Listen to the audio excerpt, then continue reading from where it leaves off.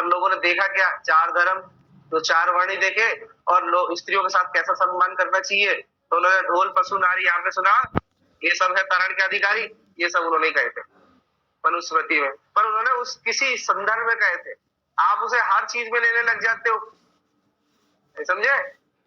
उन्होंने हर जगह ऐसे थोड़ी बोला है, बड़े बड़े ज्ञानी आदमी है, हर चीज सोच समझ के लिखते हैं, पर आप उसका इंटरप्रिटेशन गलत निकाल देते हैं। एक सुप्रीम कोर्ट का बहुत अच्छा जजमेंट था, हमारे सर ने बताया था कि भाई किसी भी जो old sources of Hindu law हो या मुस्लिम लॉ, उसको बड़ी बारीकता से क्या है, आपको उसका अध्ययन करना चाहिए।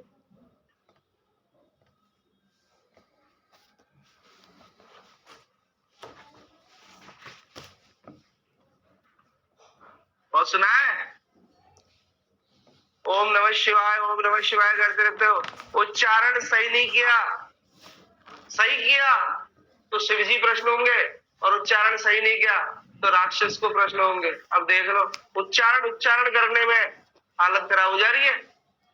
अगर आपने ऐसी एलटी में गंदे रूप में या फिर अलग उसमें या फिर कैसे भी रैंडमली, आपका मन शुद्ध नहीं है और आपने रैंडमली क्या है उच्चारण कर दिया, राक्षस को प्रसन्न कर रहे हो। साफ बता रखा था, मैंने तो एक लेख पढ़ा इसका बकायदा इस पे कि भाई हमारे जो ऋषि मुनियों के मंत्र है ना, वो मंत्रों में वो शक्ति थी, उसके अंदर जो ध्वनि निकलती है वो उसी वे में निकलनी चाहिए। आपको हर जगह कैसे भी पढ़ लेते हो, सुंदरकांड पढ़, अरे क्या बात हुई, एक हर तरीका होता है। तो कहने का मतलब उन्होंने सुप्रीम कोर्ट ने बहुत अच्छा डिसीजन दिया था कि भैया जो किताबों में लिखा है ना, प्राचीन किताबों में, वो सोच समझ के उसको इंटरप्रिटेट करें आप, क्योंकि वो लिखने वाला कुछ अलग नजरिया बता रहा है, आप अलग ही इंटरप्रिटेट कर रहे हो। इंटरप्रिटेट तो आदमी अपने हिसाब से करता है कि मेरे नजरिए से ये है, नहीं, आपको अपना नजरिया नहीं रखना। वो पुराने लोगों का क्या नजरिया था, उन्होंने क्यों चीज लिखी है, वो क्या साबित करना चाहते थे, और हमारे बुद्धि है ही नहीं इतनी। सुप्रीम कोर्ट बोलता है किसी ने कोई चीज लिखी है तो आपको अपने हिसाब से इंटरप्रेट नहीं करना, उस सिनेरियो के अंदर, उस परिस्थिति के अंदर, उस व्यक्ति का क्या व्यक्तित्व था, उस आधार पर क्या चीज लिखी है, उसके हिसाब से इंटरप्रेट करना है। ये मुस्लिम लॉ पढ़ाऊंगा ना जब, आपको और अच्छी तरह बताऊंगा। तो कहने का मतलब ये है कि भाई जो पुराने महात्मा कहे गए उसको अच्छी तरह से आपको बताना चाहिए, पर कुछ दोगले आदमी है, पढ़ाई तो हर किसी ने की नहीं है, उन्होंने की है तो उन्होंने जैसे बता दिया आपने मान के चले गए, समझ में आ गया। और हिंदूवादी पता है एक बहुत अच्छा, एक मैंने कल एक वो पढ़ा, मैं आपसे कहता था 30 साल 40 साल मैक्सिमम 50 साल हिंदू धर्म खत्म, वाकई में खत्म, क्योंकि ये खत्म करने वाले आपको अपने कल्चर के बारे में नहीं पता, धर्म के बारे में नहीं पता, तो कौन बचाएगा? सबसे बड़ी बात तो है कि नहीं है, इतना मालूम है आपको? कुछ नहीं मालूम आपको, और फिर बोलते हैं कि हिंदू धर्म करने, अरे यार आपने खतरे में डाल रखा है, दूसरों को भी क्या कहना। तो कहने का मतलब यह है कि उधर पहले शुरुआत से बहुत अच्छा लिखा हुआ था, पर हमने क्या है अंग्रेजों ने जानबूझ के नहीं लिया, और सारा जो भी लॉ लिया है ना वो यहीं से लिया है, सारी चीजें मेडिकल लिए वो यहीं से लिए, पर क्योंकि उन्होंने एक ठप्पा लगा दिया कि इनको तो कुछ नहीं आता, इनको कुछ नहीं आता। ऐसे थोड़ा संपन्न थे, ऐसे थोड़ा बहुत बड़ी बात है। मंदिर आज के देख के अंग्रेजों की आंखें फट जाती है कि यार 10,000 से एक तो 5,000 साल पहले या 2,000 साल पहले ऐसे मंदिर बना सकते थे क्या बोले? अरे 300 साल 405 साल पहले से तुम्हारे कपड़े नहीं थे, नहीं समझे? हमने वो चीजें करी है, तो हम लोगों को बहुत छोटा, और हमने कुछ लोगों ने ऐसी ऐसी बातें बताई, हमको पता है ऐसा लगता है कि हम कुछ सेवी की नहीं, हमारा कॉन्फिडेंस, मोरल कॉन्फिडेंस पूरा डाउन कर दिया। इसके अंदर हमारे अंदर जो जोश होता ना वो खत्म हो गया हमारा, इतनी गुलामी कर कर करके हम अपने आप को गुलाम समझने लग गए, मानसिकता में भी गुलामी आ गई है। थोड़ा सा आप पढ़ने का वक्त है, आप पढ़ो, और कुछ नहीं रहना जाने वाला, नहीं, थोड़ी चीजें एक्स्ट्रा ऑर्डिनरी देखा करो। मैं ये नहीं कह रहा कुछ चेंज कर दोगे, नेचर में तो आएगा। चलिए आइए, और दंड इन्होंने देखो कैसे रखे हैं, देखो दंड भी बड़े शानदार है, और मैंने आपको बताया ना सूली पर लटकाना और ये सब, ये तो होते ही थे, पर इनके दंड बड़े शानदार थे। लिख लीजिए दंड कौन से, चौपाया, दंड में लिखिए चौपाया, अलग ही तरह के दंड बताए, नौकर या नरक, नरक, नरक नहीं नरक।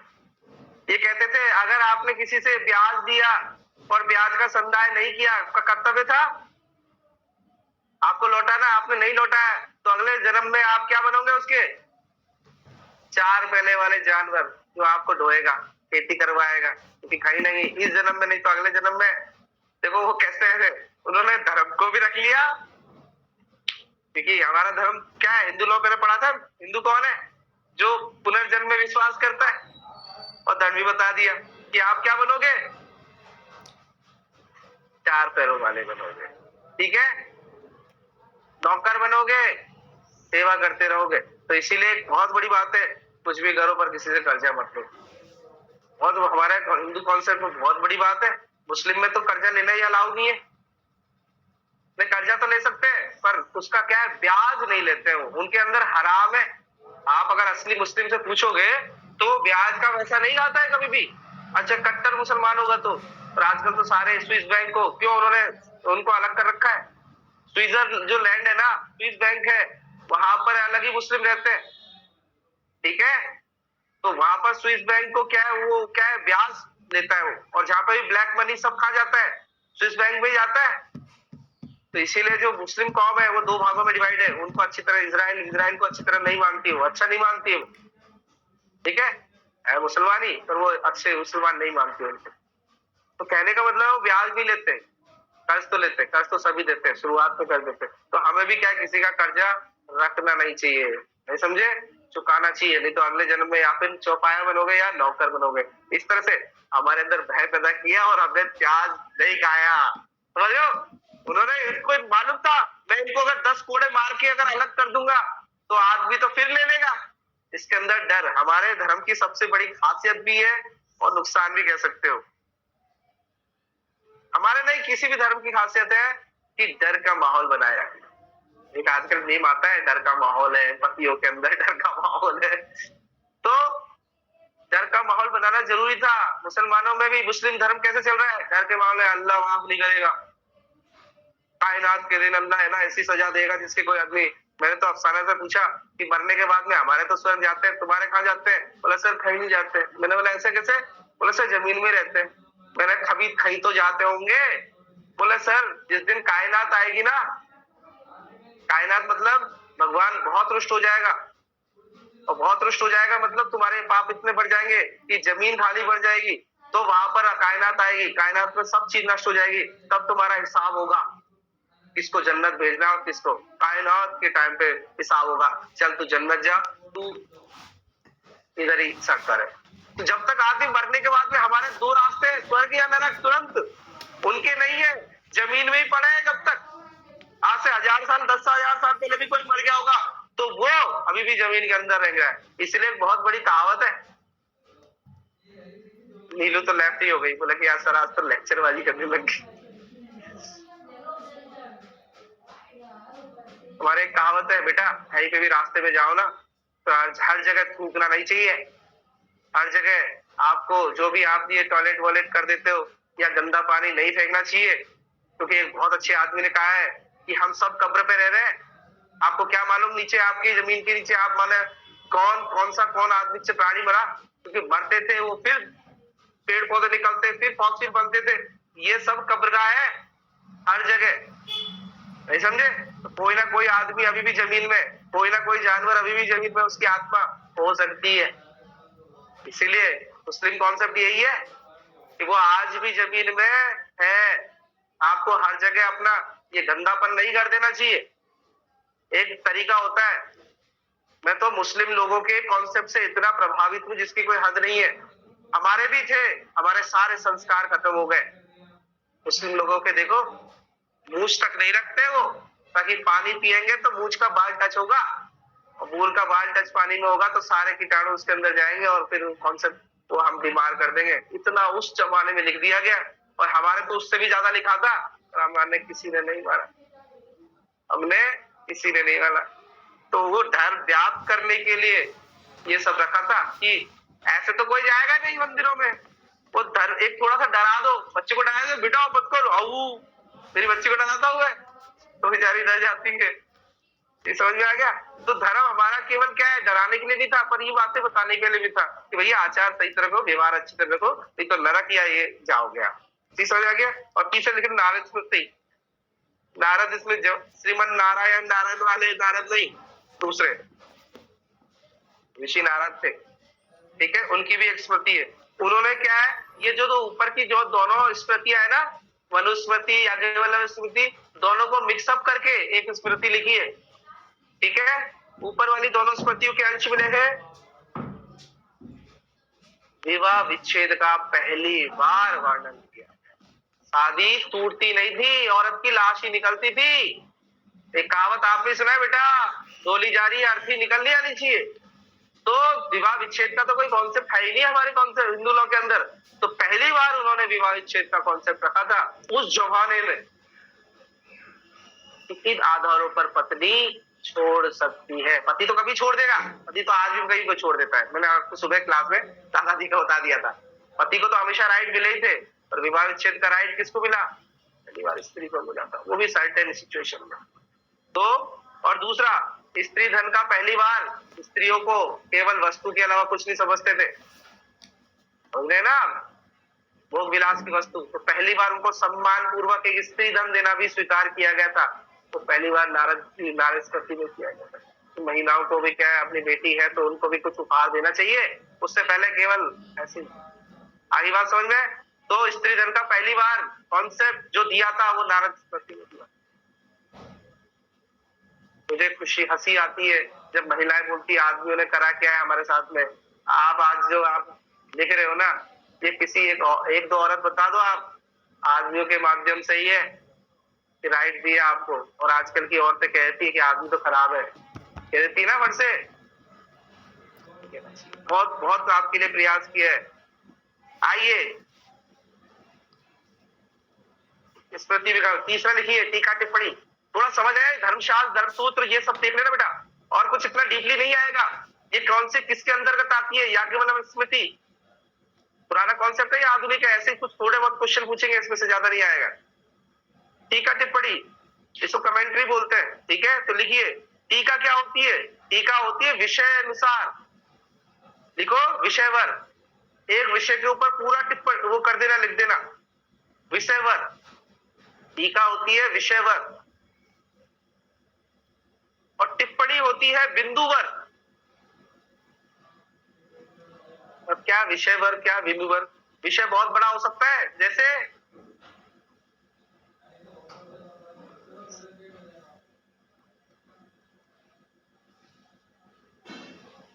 किसी व्यक्ति के बारे में वर्णन करना है तो सारे विषय बताए जाएंगे, शादी वगैरह सब कुछ, ये वो, नहीं समझे? पर टिप्पणी क्या होती है? टिप्पणी क्या है? एक पॉइंट ले लेते हैं, जैसे भरण पोषण ले लिया तो पूरा उसके ऊपर लिख दिया। मेरी बात समझ में आ गया? पूरा विस्तार से भरण पोषण पूरा ही लिखा गया है, फिर तो उसको कहते हैं टिप्पणी। एक होता है पूरा विषय अनुसार विषयवर, एक विषय लिया पूरा लिख दिया, नहीं समझे? और टिप्पणी क्या होता है? कोई कुछ बिंदु को उठा लिया, उस बिंदु पर पूरा लिख दिया, उसको कहते हैं टिप्पणी। कि हम आपकी कमेंट्री दे रहे हैं उस पर्टिकुलर पॉइंट के ऊपर। मेरी बात समझ में आ गया? तो ये होती है टीका और टिप्पणी। आगे बात समझ में आ गया? किसी एक बिंदु को उठा लिया, उसको पूरा विस्तार से लिख दिया, एक ही बिंदु को। देखो ऊपर वाले में तो मिक्सअप हो रहा है, जैसे स्मृति है, वेद है, उसमें सब कुछ आ गया, पर उन्होंने एक पॉइंट उठा लिया, जैसे दत्तक उठा ले आप, और दत्तक पे पूरा पॉइंट लिख दो बिंदु बिंदु के हिसाब से। मेरी बात समझ में आ गया? तो आपने सुनो, आपने दत्तक उठा लिया और दत्तक उठाया तो दत्तक को पूरा विषय के अनुसार लिख दिया, उस पर तो लिख दिया आपने टीका, पूरा दत्तक, और उसके अंदर ही कोई पॉइंट है दत्तक के ऊपर ही, स्त्रियों की दत्तकता, समझ में आ गया? तो वहां पर उस पॉइंट, पर्टिकुलर पॉइंट के ऊपर, विषय के एक पॉइंट के ऊपर पूरा लिख देना, उसको कहते हैं टिप्पणी। आई बात बेटा समझ में? इतना गहराई तक डूब के लिखा है मैंने, अभी आपको लिखा नहीं रहा कौन कौन सी टिप्पणियां है। बहुत मनमाल है, हिंदू लॉ पढ़ोगे मनमाल मिल जाएगी आपको। ये समझ में आ गया? बड़ा अच्छा लिखा है, और जितने ही फॉरेनर्स ने लॉ बनाया ना, लॉ उन्हीं को देख के बनाया बेटा, देखना पढ़ना कभी, बड़ा शानदार तरीके से लिखा हुआ है, हम पढ़ते ही तो नहीं है। आइए अब इसी आधार पर दो भागों में डिवाइड किया गया है इसको, ठीक है? इसी आधार पर क्या है, दो आधार पर क्या है डिवाइड किया गया है। पहला है मिताक्षरा,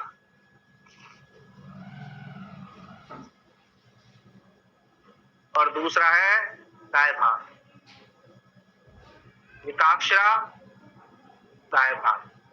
मिताक्षरा के लेखक के नाम लिख लीजिए, जिन्होंने, ये बार क्वेश्चन पूछ लेते हैं, ये क्वेश्चन इंपॉर्टेंट हो जाता है, मिताक्षरा के लिखिए विज्ञानेश्वर, विज्ञानेश्वर, संत विज्ञानेश्वर, संत ना भी जोड़ो तो कोई इशू नहीं, विज्ञानेश्वर। और दाएं भाग का लिखिए जिमूत वाहन, जिमूत, जिमूत वाहन। ये दोनों दक्षिण के थे एक तरह के, और दक्षिण में सबसे अच्छी आज भी संस्कृति पाली है। देखा, सातवाहन संत ज्ञानेश्वर, बहुत बड़े महान संत ज्ञानेश्वर की एक कहानी सुनाऊं आपको, प्राउड फील करोगे। और मैं तो उससे बहुत ही ज्यादा इंस्पायर हूँ, मैं हर किसी को बताता हूँ। क्या हो गया, संत ज्ञानेश्वर की जब शादी हुई थी तो उन्होंने अपनी पत्नी को आदेश दिया, क्योंकि साधु महात्मा थे, थोड़े समय के लिए ही पत्नियों से बात होती रहती थी, तो हमेशा काम लिखने लिखने का काम था, पढ़ने का काम था, साधना करने का काम था। ऐसे फालतू बातों में लोगों को इतना नहीं है, जो आजकल के पुरुषार्थ में लोग खत्म कर दिया अपना, इसी बातें करते रहेंगे अपनी औरतों के साथ में, फालतू गद्दारी है, ऐसा नहीं करते थे, अपने साधना में करते रहते। ठीक है, तो और एक और बात बताऊं, वो जब खाना खाने बैठते थे, मेरे शायद छठी पांचवी क्लास के अंदर कहानी थी,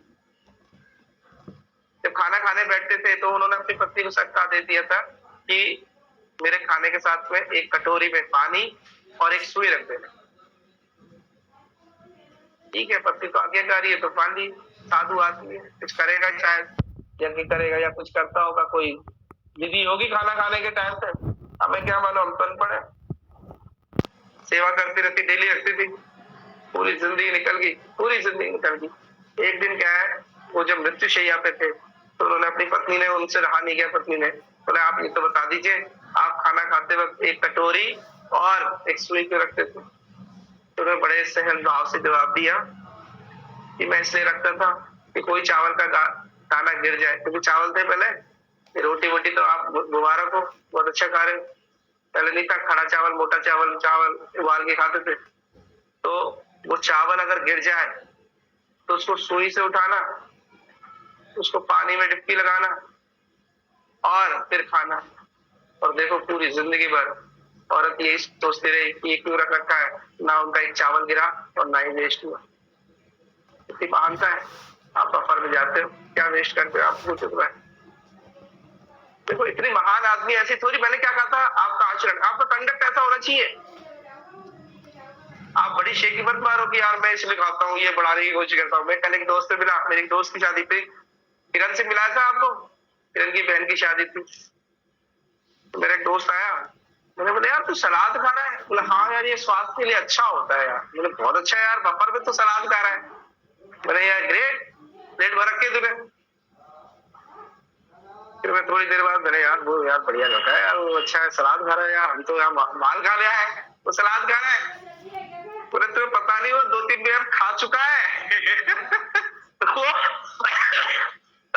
खाना खाने के बाद सलाद खाता है। अब मूर्ख लोगों को समझाओ कि रस वाली चीज, सलाद वाली चीज, हमेशा पानी वाली चीज पहले खानी चाहिए। खाना का तरीका नहीं मालूम हमको, खाना कैसे चाहिए। कभी भी जो रस बनाए ना, उसको आप पहले तो कंज्यूम पानी नहीं करना चाहिए, नहीं समझे? तो वो भाई सलाद वलाद खा के, सलाद में क्या होता है, पानी होता है और साफ बता रखा है। अगर आपने खीरा खाया, सुबह खाया, हीरा अगर सुबह खाया तो हीरा है, दोपहर में खाया है तो जीरा है, जीरा जैसे पाचन कार्य करता है ना, तो जीरा है, और रात में खाया तो जहर है। अब मुझको नहीं मालूम कि जहर था, हीरा रात में जहर है, आपको नहीं मालूम। अब हिंदू कल्चर में 3000 साल पहले लिख दिया गया किताबों में, सोचो उनको क्या मालूम था। तो आज की तारीख में वो सब प्रासंगिकता नजर आ रही है, अब वो खा रहा है। क्या खाना चाहिए, क्या आजकल एक और आ रही है, बेटा आप देखो आपको जाना पड़ेगा, ये पढ़ना बढ़ाई सब धरी रह जाएगी आपकी। कई बार आपने देखा होगा कि राह चलते आदमी जा रहा हो, डांस होके मर गया, किसी प्रोग्राम में डांस कर रहे, डांस होके मर गया, बहुत वीडियो वायरल हुए थे। और सब लोग क्या करें, कोविड के बाद हो गया, कोविड के बाद में नहीं। आपको खाने के बाद में कौन सा खाना नहीं खाना चाहिए और कौन सा खाना चाहिए ये नहीं पता आपको। सब कुछ ठूस रहे हो आप, समझ रहे हो, सब कुछ खा रहे हो आप, ये नहीं मालूम कि चाय के बाद कौन सी चीज नहीं खानी चाहिए, कौन सी चीज नहीं पीनी चाहिए, खाने के बाद बिल्कुल नहीं खाना चाहिए, ये चीजें तो नहीं मालूम है। तो एसिडिक बन जाता है अंदर, और एसिडिक बन जाए तो रिएक्शन होगा, तो आदमी ऐसे ही जाएगा, क्योंकि एक शरीर की एक कैपेसिटी होती है, कब तक झेल लेगा उसे। थोड़े दिन के लिए झेल लिया, इम्यूनिटी अच्छी थी पुराने लोगों में तो झेल जाते थे। आजकल आपकी इम्यूनिटी जीरो, फिजिकल जीरो, तो शरीर में हाँ सहन करने की क्षमता, तो थोड़ा सा भी रिएक्शन हुआ अंदर और आदमी खड़े खड़े मर गया, ना किसी ने मारा ना किसी किया। और उस आदमी का सोचो, युद्ध देखा नहीं है आपने, मैंने तो सुना था, एक किताब लिखी थी एक आदमी ने कि क्या कारण है कि आज से ही 300 साल 200 साल पहले, अंग्रेज 200 साल पहले ही तो होएंगे, युद्ध करते थे हमारे अंग्रेजों से। 1885, 1850, 56, 58, रानी लक्ष्मीबाई, 200 साल मान लो, 150 साल मान लो, युद्ध करते थे ना, सुबह से शाम तलवार ही चलानी पड़ती थी। औरतें या फिर आदमी थोड़ा सा काम कर लेता तो वो सोचता है मैंने युद्ध लड़ लिया। सोचो कितनी बड़ी पावर थी उसके अंदर। बोला यार ऐसा कैसा चेंज आ गया, एकाएक कैसे चेंज आ गया कि आज से 100 साल 150 साल पहले हमारे लोग इतना भयंकर हथियार लेके 80 किलो का कवच, भाला 80 किलो का कैसे चला लेते थे पूरा दिन। ऐसा सुना एक बार वेट लिफ्टिंग करनी है 80 किलो, आजकल के लोग तो सेकी मारेंगे, मैंने 80 किलो उठा लिया, वो तो पूरा दिन चला रहे हैं, नहीं समझे। तो क्या बात है, तो उसने सबसे बड़ी बात थी खान पीन। उसने बोला हम यूरिया खा रहे हैं और यूरिया से हमारा पूरा शरीर खराब है। तो उसने जैविक खेती को बहुत ज्यादा प्रोत्साहित किया था, तो शायद अवार्ड ही मिला था, पद्मश्री या फिर ऐसे कुछ मिला था उसको। तो उसने इसी पे शोध किया था भैया आपको ये खाना खाना चाहिए। समझ में आ गई। तो यही है मिताक्षरा और दायवाग। क्वेश्चन यही आता है कि मिताक्षरा किसने लिखा और दायवाग किसने लिखा।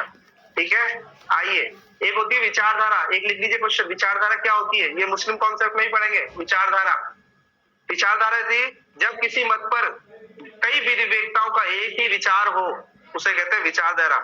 अब आपने जब ज्यूरिस्प्रूडेंस पढ़ा होगा, थ्योरीज पढ़ी है, थ्योरीज भी तो है, तो वहां भी तो एक विचारधारा ही है। विचारधारा क्या होती है, कई विवेकताओं का एक ही विषय पर एक ही विचार होना, उसे कहते हैं विचारधारा। ठीक है, आइए नेक्स्ट लिखिए। बेटा पढ़ाने के लिए तो और भी है, इसके अंतर भी है। और देखो मैं अभी थोड़ा सा मेरे पास अभी प्रयास मैं कर रहा हूँ, चंदन जी क्या आएंगे तो सभी के लिए मुफ्त है, कोई प्रॉब्लम नहीं है, मेरा तो कोई इशू नहीं है।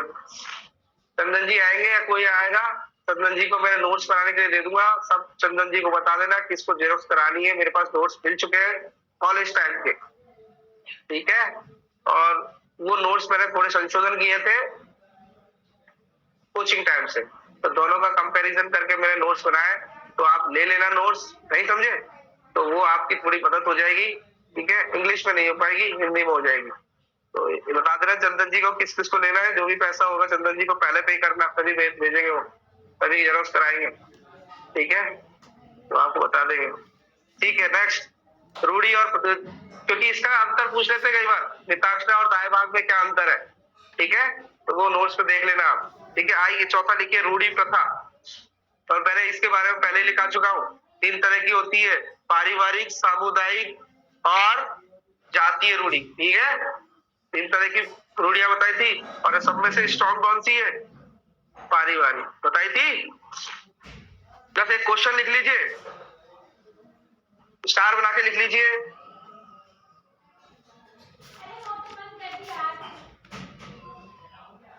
रूढ़ी के बारे में, रूढ़ी और प्रथा के बारे में, तो कैसी होनी चाहिए, तो पहला लिखिए दीर्घकालीन हो, रूढ़ी के बारे में लिखो, इसका एक्सप्लेन कर देना अगर एलएलबी का कोई बच्चा हो तो। दीर्घकालीन हो, दूसरा निरंतर हो, ये 3A के अंदर अपना पढ़ भी चुके हम, 3A सेक्शन 3A में रूढ़ी पढ़ी थी ना जब। दीर्घकालीन हो, निरंतर हो, एक रूपेण हो, एक रूपेण मतलब सतत चल रही हो, एक ही रूप से, अलग अलग नहीं। निश्चित हो, युक्ति युक्त हो, वहां लिखा था डायरेक्ट में युक्ति युक्त ना हो। ठीक है, अयुक्ति युक्त ना। तीसरा, और नेक्स्ट लिखिए लोक नीति के विरुद्ध ना हो, लोक नीति के विरुद्ध ना हो, पब्लिक पॉलिसी के अगेंस्ट नहीं होनी चाहिए। नेक्स्ट पॉइंट, 7वां पॉइंट लिखिए कभी भी बंद नहीं हुई हो। मैडम पेपर नहीं है आपके पास, पेपर ले लेना, तो बहुत दिखाऊंगा। नेक्स्ट लिखिए तर्कोचित हो, तर्कोचित मतलब तर्क के अनुसार उचित हो, तर्क उचित, तर्कोचित। समझिए। नेक्स्ट लिखिए, करार या अनुबंध द्वारा सृजित ना हो। 4-4, 5-5 लाइन लिख दो, आराम से हो जाएगा। नहीं समझे? और मैंने केस लिखाई दिया था इसके बारे में।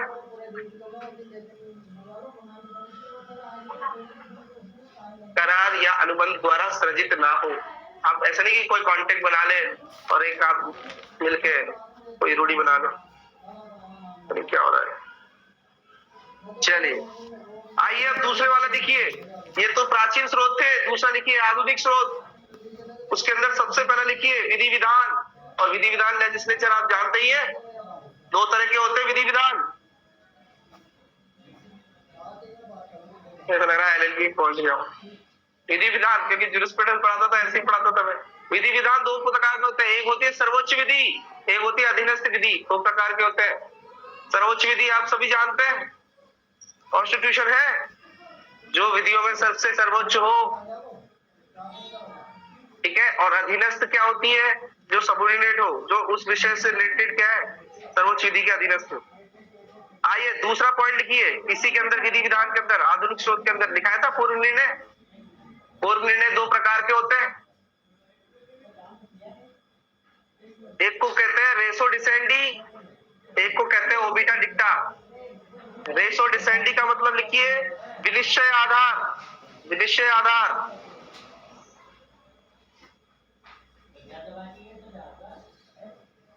और दूसरा देखिए ओबिटा डिक्टा कहते हैं इकरोक्ति या इकरोक्तियां।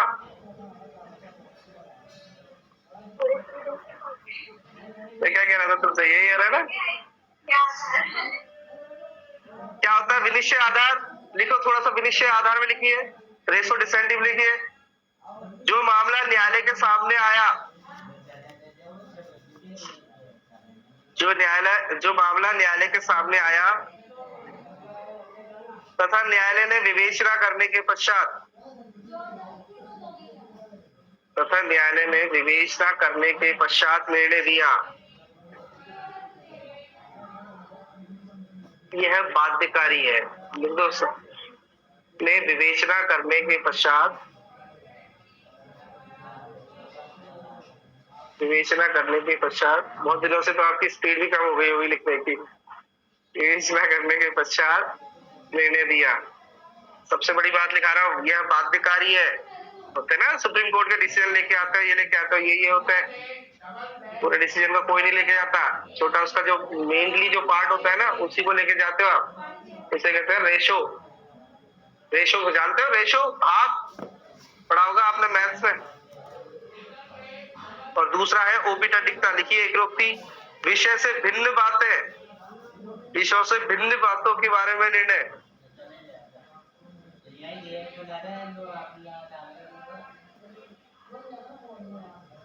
यह बाध्यकारी नहीं है, यह बाध्यकारी नहीं है, सिवाय सुप्रीम कोर्ट के। सुप्रीम कोर्ट में तो, सुप्रीम कोर्ट में अगर ओबिटा डिक्टा भी दे दिया तो कुछ समझ के दिया होगा, एक एक वाक्य को बड़े सोच समझ के लिखता है। समझ में आ गया? सुप्रीम कोर्ट के जजेस कम नहीं है विधि शास्त्रियों से। चलिए अंकित बहुत अच्छा काम कर रहा है कि कुछ कोटेशन डाल रहा है, पढ़ा करो उन चीजों को। और आपका यही तो कर्तव्य है कि आपको ऐसा कोई मैटर मिले डाल दो। भैया ये कोई भर थोड़ी जाएगा, इतनी सारी चीजें देखते हो, इससे बढ़िया ये देख लो। क्या हो जाएगा? तीसरा लिखिए न्याय साम्य सद्विवेक, ठीक है, इसको तो ऐसे लिख लेना। जहां पर कोई लॉ नहीं होता है, जहां पर कोई लॉ नहीं होता है, वहां पर जज कैसे निर्णय देगा? इक्विटी गुड कॉन्शियंस के आधार पर देता है, जस्टिस के आधार पर निर्णय देता है। क्या उस परिस्थिति में क्या सही है क्या नहीं है, क्योंकि हर चीज को लिखा थोड़ी जा सकता है, प्रॉब्लम तो बहुत सारी आएगी। तो आधुनिकता में आपके पास तो ये पावर रहेगी कि इक्विटी, समानता, न्याय होना चाहिए और सद्विवेक, एक परिस्थिति वाला व्यक्ति उसको कैसा निर्णय करना चाहिए। पढ़ा है ना आपने? एविडेंस से पढ़ा होगा, साबित। जो सामान्य प्रज्ञावान व्यक्ति द्वारा अगर वो ऐसा होता है तो उसे क्या है, न्यायालय भी ऐसे मानता है, साबित माना जाए। आगे बात समझे? तो ये हमारा क्या है, एक तरह से मैंने छोटी चीज दिखाई थी। अब एक चीज हमारा, क्योंकि 4 तक हमारा कंप्लीट हो गया था, एक चैप्टराइजेशन और कर लीजिए। चैप्टराइजेशन कर लीजिए, चैप्टराइजेशन कर लिए। हिंदू मैरिज एक्ट को 6 भागों में डिवाइड कर लीजिए। चैप्टराइजेशन करके 6 भागों में डिवाइड करिए। पहले भाग में प्रारंभिक, जो मैं करा चुका हूं, प्रिलिमिनरी 1 से 4, प्रारंभिक 1 से 4, 6 भागों में डिवाइड करना है।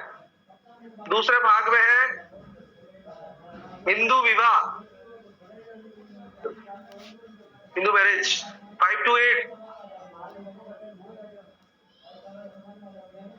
तीसरे भाग में लिखिए दाम्पत्य अधिकारों की पुनर्स्थापना, दाम्पत्य अधिकारों की पुनर्स्थापना, विश्व पतक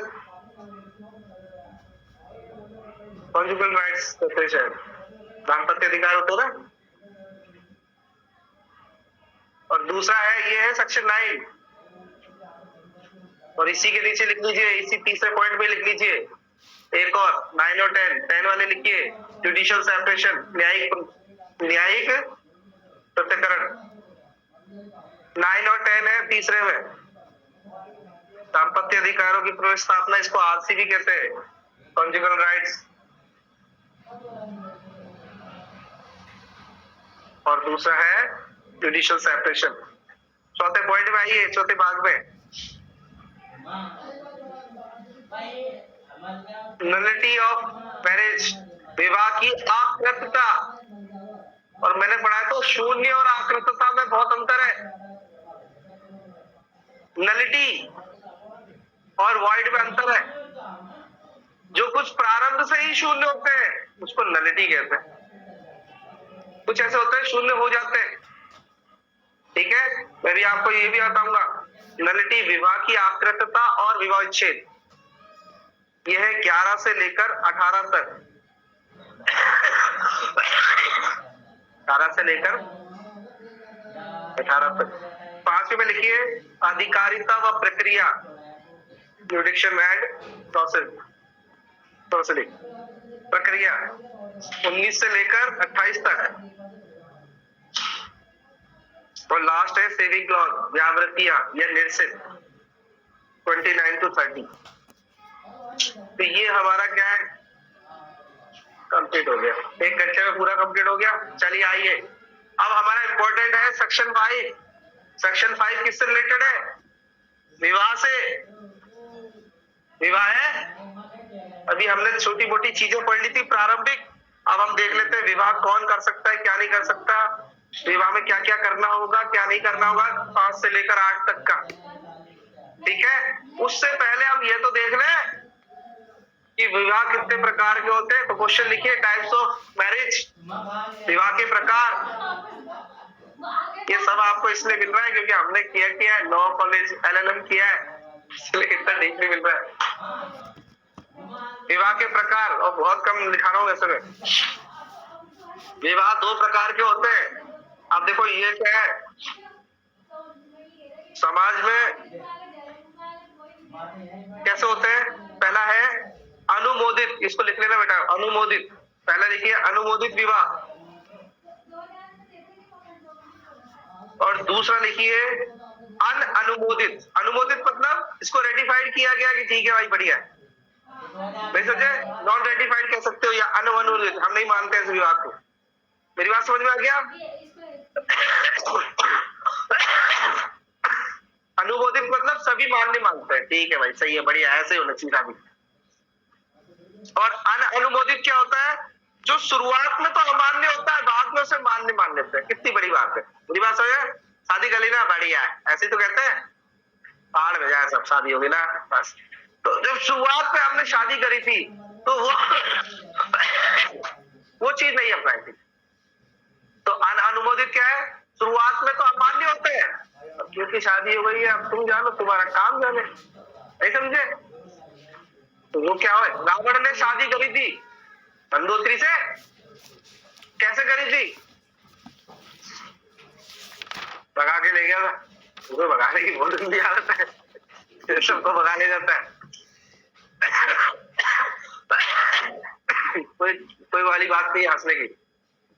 हमारे कृष्ण भी अपनी बहन को भगाया था, अर्जुन। ये समझ में आ गया? अब देखो अर्जुन कहा हुआ युवक लड़का, और कहा अपनी बहन को शादी कर रहा है। आज की तारीख में करोगे तो आप तो बोलेगा अरे यार तो गलत हो रहा है, हमारे गोत्र में आ रही है, कैसे हो रहा है? हमारे उसमें कष्ट में लिखा हुआ है। ये समझ में आ गया? तो कहने का मतलब है शुरुआत में तो अमान्य था, बाद में धीरे धीरे धीरे मान्यता मिल गई। आगे बात समझ में? तो देखिए अनुमोदित विवाह 4 प्रकार के होते हैं। ये पूरे कितने होते हैं? 8 प्रकार के होते हैं। तो पहले पे लिखिए अनुमोदित विवाह में है, पहला लिखिए ब्रह्म विवाह। अभी आपको एक नया कॉन्सेप्ट पता चलेगा, ब्रह्म विवाह।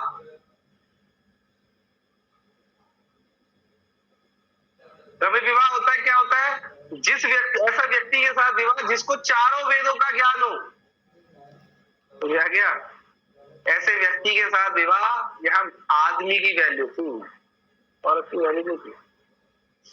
ऐसे व्यक्ति के साथ विवाह जिसको चारों वेदों का ज्ञान हो, उसको कहते हैं ब्रह्म विवाह।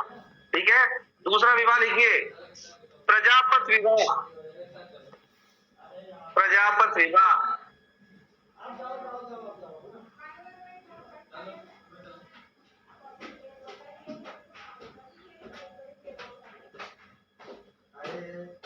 लिख लीजिए, जिसे चारों वेदों से कम ज्ञान हो, जिसे चारों वेदों से कम का ज्ञान हो, या पहले से शादीशुदा हो। मेरी बात समझ में आ गया? उसे कौन सा विवाह कहते हैं? प्रजापत विवाह। या पहले से जो शादीशुदा होते हैं उनकी दोबारा शादी होती है, ये प्रजापति। तीसरा लिखिए देव विवाह। तीसरा लिखिए देव विवाह। आप सब देव विवाह करते हैं, कोई आपको ज्ञान नहीं है किसी का भी। तो लिखिए यजमान की, यजमान होता है यजमान की पुत्री के साथ विवाह। जो भी आप जिसे भी यजमान माने, अच्छा माने, उसके साथ, उसको देव विवाह कहते हैं। और चौथा लिखिए अश्रु विवाह। अश्रु, अश्रु बोलते हैं बैल को, ब्रैकेट पे लिखिए। विवाह करते समय स्त्री को, इस विवाह करते समय स्त्री धन के रूप में बैल का जोड़ा मिलता था, क्योंकि खेती के लिए सबसे ज्यादा बैल चाहिए।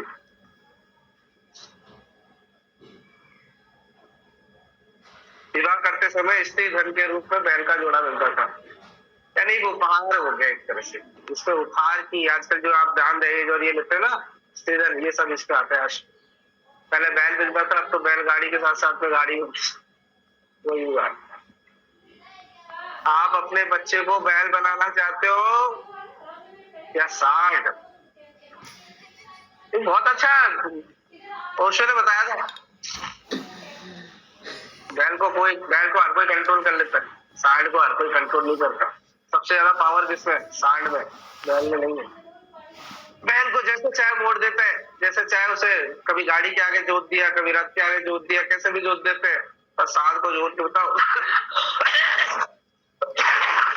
कहने का मतलब है कि हर एक बच्चा एक पावरफुल बच्चा होता है, सोसाइटी के अनुसार उसे क्या है मोड़ना चाहिए। ये समझ में आ गया? नहीं तो वो हर किसी को गाड़ी को मारता रहेगा, हर किसी के साथ आवारों की तरह घूमता रहेगा। तो ये बच्चों की जिम्मेदारी है, माता पिताओं की, कि बैल में भी पावर है, सांड में भी पावर है, पर उसको यूटिलाइज नहीं किया आपने रथ में, खेत में, या किसी काम में, या अच्छी तरह से उसे नहीं किया, तो वो निरंकुश हो जाएगा। पावर सांड में बहुत है, पर उसका यूटिलाइज है क्या? तो आपके बच्चे में पावर होगी पर कोई यूटिलाइजेशन नहीं है, और उसे बैल बनाओ। अब बैल बनना है तो अब ये बोलेंगे सर बैल बनाए तो जोतने के लिए, हाँ जोतना ही है, अपने परिवार को जोतना ही नहीं लेगा, पालन पोषण करना ही नहीं करना, पहाड़ तो छोड़ के निकल लेगा। बहुत अच्छा बताते हैं आज के ओशो तो कई बार।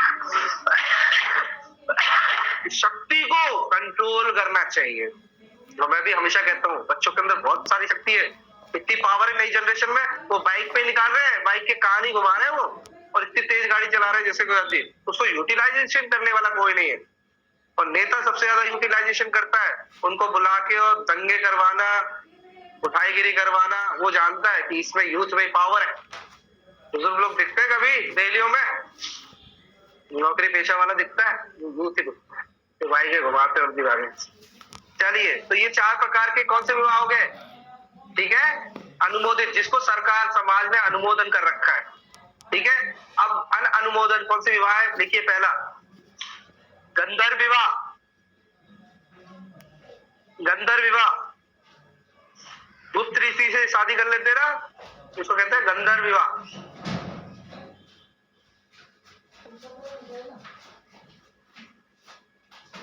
ये किया था हमारे कृष्ण ने, गंधर्व विवाह कराया था अशोक का। तो अशोक क्या नाम उसका, अर्जुन का। गंधर्व विवाह हुआ था उसका उनकी बहन से। आइए, दूसरा विवाह होता है राक्षस विवाह। ये रावण ने किया है, अपहरण करके, पर विवाह नहीं किया, सॉरी इसको नहीं कह सकते, उन्होंने केवल अपहरण किया, विवाह नहीं किया। पर जो अपहरण करके विवाह करते, अच्छा नहीं कहेगा, लगेगा आपको कहने में कि बिना सम्मति के अगर पिता के से कब्जे से, नहीं, पिता के संरक्षता से, आपने पढ़ा अच्छी तरह, बताने की जरूरत नहीं है, लॉ पढ़ चुके हो। अगर किसी को ले जाते हैं तो वो अपहरण या व्यपहरण है। पृथ्वीराज चौहान उठा के ले आया था कन्नौज की रानी को, ये समझ में आ गया। तो उन्होंने कौन सा विवाह किया है, राक्षस विवाह। अगर देखा जाए तो राजा महाराजा यही करते थे और करते क्या थे, ठीक है। तो स्त्री का अपहरण करना व उससे विवाह करना। जब आप कहोगे सर स्त्री खुद की सहमति थी, कोई मैटर नहीं करता सहमति, क्योंकि बाद में मैंने आपको बताया भी था कि बहला के ले जाना, फुसला के ले जाना भी इसमें आता है, प्रलोभन के द्वारा ले गया। ये समझ आ गया। आइए, तीसरा प्रकार लिखिए असुर विवाह। राक्षस विवाह अलग होता है, असुर विवाह अलग होता है। जो स्त्री को खरीदते हैं और फिर शादी करते हैं, क्या ऐसा आज भी होता है क्या? एक अनिरुद्ध जी आचार्य, अनिरुद्ध आचार्य, वो बहुत भी वायरल हो रही है उनकी वीडियो, तो मेरे को लगता है कि पता नहीं अलग ही आदमी है वो, तो धर्म की बातें नहीं कि क्या क्या बातें करते रहते। तो हर किसी से क्वेश्चन ले लेते हैं रैंडमली, और वो नॉनसेंस वाले क्वेश्चन पूछते हैं। तो वो एक आदमी बोलता है कि सर इस औरत को मैंने 5 लाख रुपए में लेके आया, शादी करी, और ये किसी पड़ोसी है 80,000 में लेके आया था सर। अच्छा, मैंने जानबूझ के ज्यादा बोल दिया, 5 लाख रुपए। मैं वैल्यू कम नहीं कर रहा था ना औरत की, आप 80,000 में ही कर लेंगे। तो अच्छी बात है, चलो आपने भी सुना है। कई बार लगता होगा सर ऐसे रैंडमली फेंक देते, नहीं, उसने बताया कि सर 80,000 में लेके आया और ये किसी पड़ोसी के साथ में ऐसे हो गई।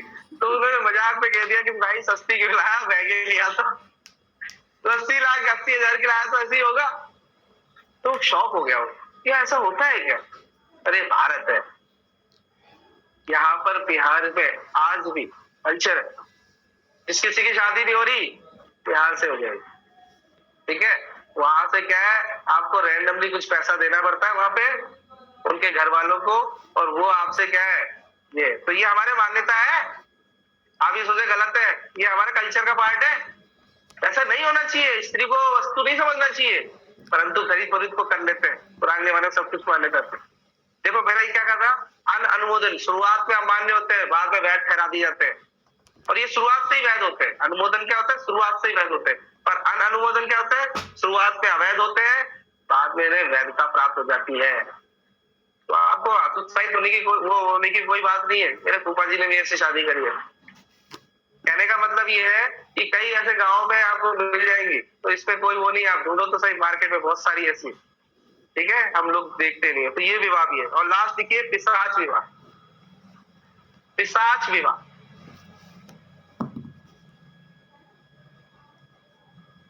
ये सबसे खराब है। अब देखो एक बात है, राक्षस भी पढ़ लिया, असुर भी पढ़ लिया, पिशाच भी लिख दिया।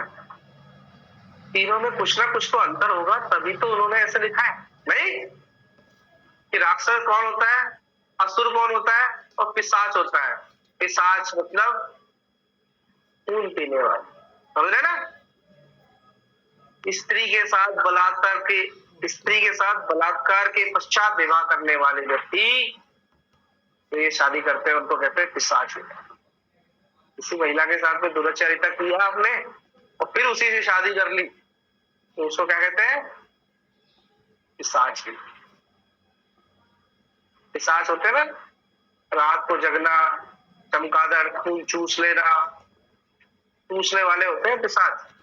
या डायल आपने सुना है? सर वो है ना, भूत पिशाच से निकट नहीं आवे, महावीर तब नाम सुनावे। भूत क्या कह रहे होंगे? भूत पिशाच निकट नहीं आवे, महावीर तब नाम सुनावे।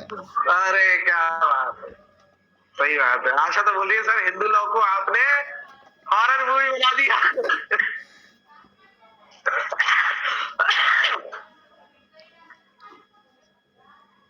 सुबह उठ के आंख बंद करके सबसे पहले अपने ऊपर वाले का धन्यवाद दो, सच कह रहा हूं, तो फिर मम्मी पापा को धन्यवाद दो।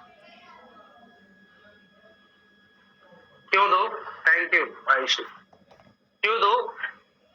क्योंकि आपको जैसे पाल रहे हैं ना, बहुत अच्छी कंडीशन में पाल रहे हो, बहुत अच्छी कंडीशन में आप पढ़ रहे हो या पढ़ा आप देख रहे हो, आपकी कंडीशन इतनी अच्छी है तो मार्केट में।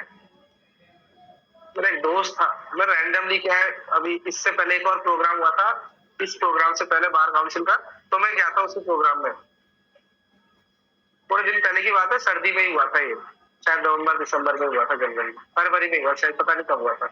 तो उस वक्त वो मेरा दोस्त मिला, तो हम ऐसे रैंडमली क्या, जब मेरे को वो बोल रहा था यार चल तेरे को गाड़ी छोड़ दो, मैंने नहीं मैं तो बाइक लाया हूँ, तो उसने बोला कि चल यार मेरे को पान खाने का मन हो रहा है, मैं चल खिला दे यार, तो हम पान खाने ऐसे रैंडमली बात कर रहे थे। तो वो बोला था यार मैं बचपन में गया घर से निकल गया था, और फिर उसने एक बात बोली मेरे को शॉकिंग वाली, फिर दुनिया बहुत खराब है यार। मैंने कैसे? बोले जब मैं निकला था ना तो अपन सोचते ना वुमेन्स आर नॉट सेफ, एक कहावत होती है ना कि विमेन्स आर नॉट सेफ, उसने साफ कहा men's are also not safe. उसने बोला कि आदमी भी सेफ नहीं है। तुम क्या बात कर रहे हैं, हम तो सीना चौड़ करके चलते हैं यार, हमारा क्या बिगाड़ लेगा? बोले काट देंगे तेरे को लोग, ऐसे ऐसे राक्षस लोग रहते हैं। तो वो बोला था वास्तविकता मैंने क्या है, जब 5 दिन के लिए मेरे को जब कैसे ही करके किडनैप कर लिया था, तो वहां पर जो मैंने त्रासदी देखी थी भाई, वहां पर जो मैंने चीज देखा, मैंने डर के मारे किसी को बताया भी नहीं घर वालों को कि मेरे साथ ऐसा हुआ। और मैं सोच रहा था ना कि मेरे पापा है ना ये जूता नहीं दिला रहे, मेरे दोस्त को दिला दिया, मैं नाराज हो गया। तो वो यही कह रहा था मेरे दोस्त के पास अच्छे अच्छे कपड़े थे, मेरे को नहीं दिलाते थे, मेरे को मारते थे। और फिर मैंने गुस्से में आके निकल गया। जब मैंने मार्केट में जाके देखा तो भैया राक्षस बैठे हुए तुम्हारी बोटी बोटी छीन लेंगे, और ऐसी मूवियां कई बनी है, ऑर्गन्स डीलर्स और ये सारी चीजें, और इतना दोष शोषण, आपकी आंखें निकाल लेंगे। एक रॉकी हैंडसम मूवी आई थी, देखो उस पिक्चर को, उसमें किस तरह से क्या है शोषण। वो एक छोटा सा आंकड़ा बोलता है तू क्या रे ड्रग्स डीलर करेगा रे? मैं एक आदमी को बेचू ना तो जिसकी आंखें, किडनी, लिवर और इस सब का हिसाब लगाऊं तो 10 लाख से ऊपर का आदमी जाता है, और 100 आदमी भी पार कर लिए। तो तू जानता नहीं है मैं कितना बड़ा वो एक छोटा सा आंकड़ा दिखाता है, और भारत तो जनसंख्या का भरा बड़ा है, कितने आदमी गायब होते हैं पता ही नहीं चलने वाला। मेरी बात समझ में आ रही है आपको? तो तू कहता ना 200 करोड़ ये करोड़, हम तो कितने निकाल लेते हैं तेरे को पता नहीं था। वैसे मानसू नाम होता है उसका। तो कहने का मतलब ये होता है कि इतना सारा अवैध तरीके से काम हो रहा है, तो कभी सुबह उठो तो एक ही काम करो, परम पिता को धन्यवाद दिया करो, और सबसे पहले अपने मम्मी पापा को जो आपको अच्छी प्रोवाइड कर रहे हैं। और मन में मैं क्या कहता हूँ, पावर जनरेट करो, कमजोर नहीं बनो, थोड़ा योग करो, थोड़ा सा दौड़ भाग करो। और मेरे तो विल पावर है, चलो ठीक है कि हल देंगे, पर तुम डर जाओगे। जजेस बनोगे तो डर जाओगे, ऐसे ऐसे फैसले लेने पड़ेंगे, ऐसे ऐसे चीजें आएंगी, भावुक हो जाओगे। तो मन को मजबूत करना बहुत जरूरी है। अभी किसी ऐसी महिला का डेथ को आपको दे जाना पड़ेगा, उसका मृत्यु समीक्षा करने के लिए, जिसकी आपकी रूह कांप जाएगी। मेरी बात समझ में आ गया ना? आप आंखों से देख नहीं सकते, तो पढ़ाई के साथ साथ में किस जोश से पढ़ाई करनी है, किस उद्देश्य के साथ पढ़ाई क्या करनी है, क्योंकि बहुत सारी चीजें मैटर करती है। तो ये राक्षस वाक्षस वाली बात सुन के हॉरर में नहीं आ जाना है। डरना नहीं है, हमारा कल्चर को आप पढ़ो, बहुत अच्छी अच्छी बातें भी है, नहीं समझे? एक पिक्चर आई थी कौन सी, जो ऐसा वो हो जाता है अपरिच, उसमें बता रखा है ना दंड देने के तरीके, किस तरह से दंड दिए जाते हैं, वहां पर कढ़ाई में तलना और ये सब बहुत सारी बातें, तो भाई सब कुछ है, सब देख रखा है, यहीं पे होते सारे ये, ठीक है। और दूसरा और विवाह होते हैं, दो वर्ग, दो, ये तो हो ही गया, एक वर्ग और डिवाइड कर लीजिए, वर्णों के अनुसार, वर्ण है ना 4, उसके अनुसार भी 2 तरह का विवाह होता है। ये तो मैंने आपको नॉर्मली विवाह दी थे, वर्णों के अनुसार आज भी प्रथा कायम है। ये प्रथा तो, ये राक्षस विवाह विवाह सब तो खत्म हो गई है जनरली, ऐसे सही नहीं है, एक ही तरह का विवाह है सेक्शन 5, पर हम कॉन्सेप्ट लोग पढ़ रहे हैं उसके आधार पे।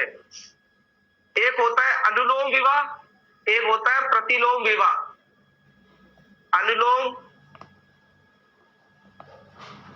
और दूसरी तरफ लिखिए प्रतिलोम,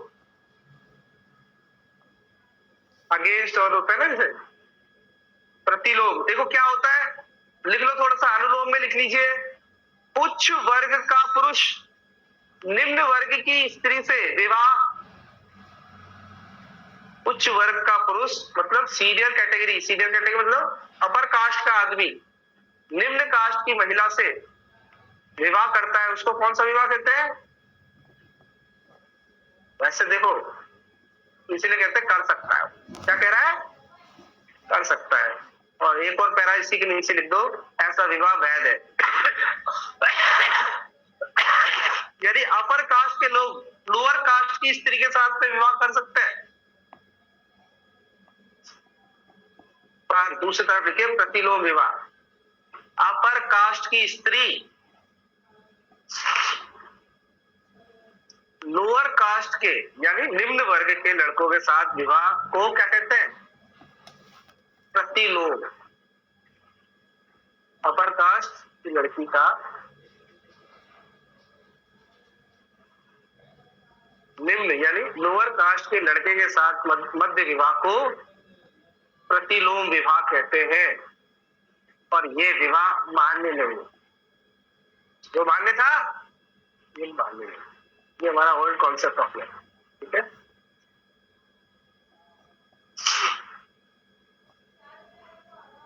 ठीक है, आपको आगे से बात है, विवाह से रिलेटेड पढ़ लिया आपने, ठीक है, कितने प्रकार है क्या नहीं है, ठीक है। आइए अब हम चलते हैं सीधे सेक्शन 5 के अंदर, अब थोड़ा सा लॉ देख लेते हैं, ठीक है। तो ये छोटी मोटी बातें थी, सेक्शन 5, 6, 7 बहुत इंपॉर्टेंट है, आज हम 8 तक कराने की कोशिश कर देते हैं, ठीक है। आइए सेक्शन 5 क्या कहता है? हाँ, हिंदू विवाह की शर्त है, ये कंडीशंस है, ये हिंदू विवाह की कंडीशंस है कि कौन कौन शादी कर सकता है, कौन कौन विवाह कर सकता है।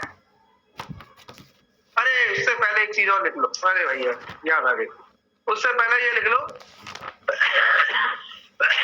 क्वेश्चन बनाओ, हिंदू विवाह की प्रकृति, nature of Hindu law, Hindu marriage, Hindu विवाह की प्रकृति क्या है?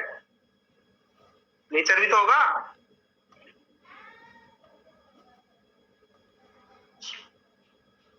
इसे 3 भागों में डिवाइड कर लीजिए, नेचर को 3 भागों में डिवाइड कर लीजिए। पहले भाग में लिखिए, ये ईयर के हिसाब से देखेंगे हम, किसके हिसाब से? ईयर के हिसाब से। कब आया? 1955 से पूर्व,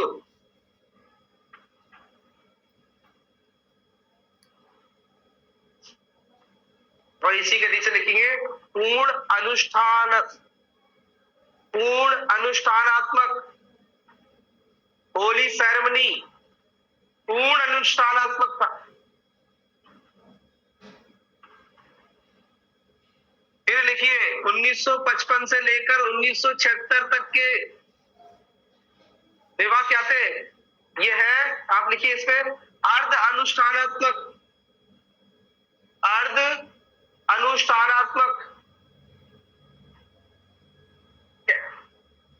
और 1976 से लेकर अब तक नेचर क्या रहा हिंदू लॉ का?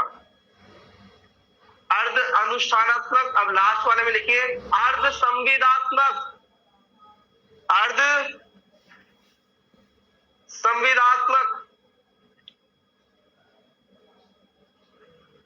तो ये कॉन्सेप्ट आपने पढ़ा होगा, मुस्लिम लॉ इज प्योरली कॉन्ट्रैक्ट, पढ़ा है? मुस्लिम्स जो निकाह होता है, एक तो ये बात और याद रखना कि जब मेंस का पेपर आए तो वहां पर विवाह विच्छेद नहीं लिख देना मुस्लिम में, ये हमारे गुरुजी ने बहुत अच्छी बात बताई थी। वहां पर तलाक शब्द लिखना है, और वहां पर कुछ ऐसे शब्द होंगे, स्त्री धन नहीं लिखना है, वहां मेहर की राशि और इस तरह से लिखना है। वहां के शब्दों का बहुत अच्छी तरह यूज होना है। ऐसे कई बार क्या है, विवाह विच्छेद के टाइम पे या विवाह नहीं लिखना है वहां पे,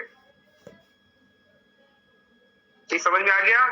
निकाह लिखना है वहां, निकाह, पर निकाह होता है, विवाह नहीं होता है। तो कहने का मतलब कुछ शब्दों को आपको देखना होगा। तो एक कॉन्ट्रैक्ट है, और कॉन्ट्रैक्ट में देखो बोला है आपको, एक प्रपोजल देता है, दूसरा उसको स्वीकार करता है, वही सारी चीजें, और बीच में एक प्रतिफल होता है, उसे मेयर कहते हैं। तो वो तो होली पूरी तरह से कॉन्ट्रैक्ट है। पर 1976 के बाद में हमारे कॉन्ट्रैक्ट के कुछ कंटेंट आ गए थे, ये समझ में आ गया? अब एक एक को लिखते जाओ, एक एक को एक्सप्लेन कि 1955 से पूर्व, ये क्वेश्चन भी आता है।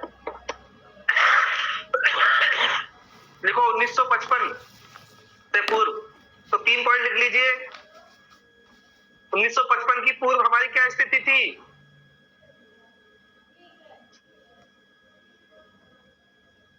यह एक विशुद्ध बंधन है, था विशुद्ध बंधन, प्योरली विशुद्ध बंधन था, या स्थायी बंधन था, या जन्म जन्म का बंधन था, कुछ भी कह, स्थायी, विशुद्ध या जन्म जन्म का बंधन। दूसरा पॉइंट इसी में, वर वधु की सहमति आवश्यक नहीं। ये आप लाइन से लिख रहे हो, ये लाइन से नहीं होगा, जैसे बहुत लंबा हो जाएगा। अब मैंने चेंज कर दिया, जैसे मैं ऐसा पैरा बनाऊं तो इसको क्या फिर यहाँ उतार लिया करो 1955, फिर बाद में ये 0.23 ऐसा उतार करो। मैं जब बोलूं नीचे लिखो तो नीचे लिख लिया, ये बहुत लंबा जाएगा, ठीक है? वर वधु की सहमति आवश्यक नहीं थी पुराने जमाने में। लड़का बोलता है मेरे को नहीं करना, चुपचाप कर रहा है, नहीं कर रहा है। फिर आज भी ऐसा ही है, कई घर में लड़कियां हैं जो मान जाती हैं, बेचारी, लड़के ही मान जाते हैं। तीसरा, लोगों की मान्यता की जोड़ी भगवान बनाते। लिख लो, ये हमारा अनुष्ठान है, पूर्ण अनुष्ठान के अनुसार क्या ये सारी चीजें होती थी। मान्यता की जोड़ी भगवान बनाते। आइए, अब दूसरा कौन सा था? 1955 से लेकर 1976, 1955 से लेकर 1976। अब ये क्या है, मैंने क्या बताया था? अर्ध अनुष्ठान, मतलब आधा तो अनुष्ठान है और आधा क्या है? संविदा है, ऐसा है। पर संविदा क्या कम है, पर अनुष्ठान की अभी भी ज्यादा है, क्योंकि एक है, एक तो न छूटेगी। तो लिखिए अनुष्ठान के तत्व कौन कौन से? ये भी 2 भागों में है, एक तरफ अनुष्ठान के तत्व, एक संविदा के तत्व, ठीक है? क्योंकि अर्ध है ना। तो वर वधु की आयु 18-15, 18 तो लड़के की और 15 लड़की की। मेरी बात समझ में आ गया?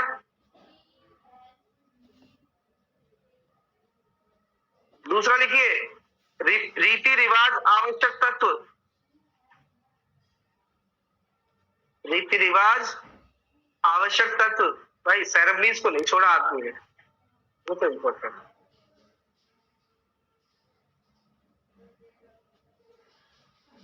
आजकल कैसी कैसी शादियां हो रही है पता है आपको? मेरे को तो बड़ा वो लग रहा है, आपको पता ही नहीं चल रहा कि आपके साथ खेला हो रहा है। खेला जानते क्या हो रहा है? कोई अलग ही खेल खेल रहा है, आप तो केवल बहते जा रहे हो उस पानी की धारा में। आजकल शादी होती है महिला संगीत, अरे यार महिला संगीत में ही तो शादी नहीं, आपका कॉन्सेप्ट यही है ना? एक रस्म होती है हल्दी की रस्म, तो सभी को हल्दी के कपड़े पहन के आने, सब कुछ हल्दी डेकोरेशन होना चाहिए। ये मार्केटाइजेशन है, शादी में खर्च नहीं होता था पैसा, कहीं तो खर्च करवाओ। उनको मालूम पड़ गया आदमी पढ़ाई पे इतना खर्च नहीं करता जितना शादी पे करता है और मकान पे करता। ये 2 ही तो चीज है जो आदमी कमा रहा है बैलों की तरह, और बल्कि ये नेसेसिटी है ही नहीं। अच्छा पढ़ा लिखा आदमी इन चीजों पे ध्यान देगा ही नहीं, ना मकान पे ध्यान देगा, नहीं समझे, क्योंकि शो ऑफ उसे करना नहीं आता। ज्ञान किस लिए जरूरी है? हमारे